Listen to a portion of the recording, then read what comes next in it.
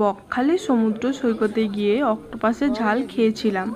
তার দাম নিয়েছিল 300 টাকা। প্রথমে অক্টোপাসটা নিয়ে অনেকক্ষণ দাঁড় করিয়ে রেখেছিল। তারপর অনেক তাড়া দেওয়ার কারণে অক্টোপাসটা কেটে পরিষ্কার করে ভালো করে ধুয়ে নিয়ে রান্নার জন্য রেডি করে একের পর এক অনেক অর্ডার আসছিল। দোকানে প্রচুর ভিড় ছিল। অনেক অপেক্ষার পর তবে অক্টোপাসটা হাতে পেলাম। মাছের দোকানে অনেক ভিড় ছিল, তার জন্য 2 ঘন্টার বেশি অপেক্ষা করতে হয়েছিল। তারপরে আমাদেরকে অক্টোপাসের ঝাল রেডি করে দিয়েছিল। অক্টোপাসের ঝাল খেতে খুবই ভালো ছিল। আপনারা যদি কখনো বকখালি সমুদ্র বিচে যান তাহলে একবার ট্রাই করে দেখতে পারেন।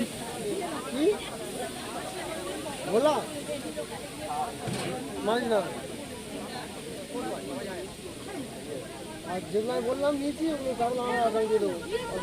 এই তো এইগুলো কাজে ওই এখনো এখানে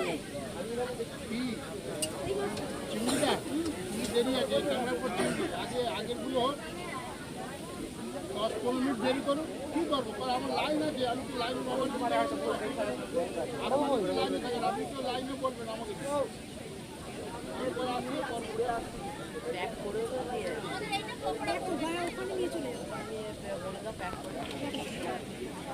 দিদিনকে জ্বালাবো। দিদিন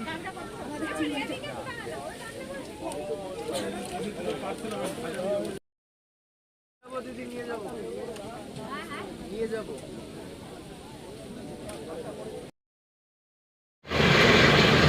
রান্নাটা ঝাল ঝাল মশলাটা ঠিকঠাক করে করেনি। মশলাটা ঠিকঠাক করেনি, জমাতে পারেনি মশলা। সবাই খেয়ে বলে হেভি খেতে হেভি খেতে। কে বলে ভালো করে করতে পারলে ভালো, এটা ভালো করে করতে পারেনি, কাঁচা একটা গন্ধ বেরোচ্ছে। লোটে মাছ খাওয়া, লোটে মাছের পকোড়া ওটা কালকে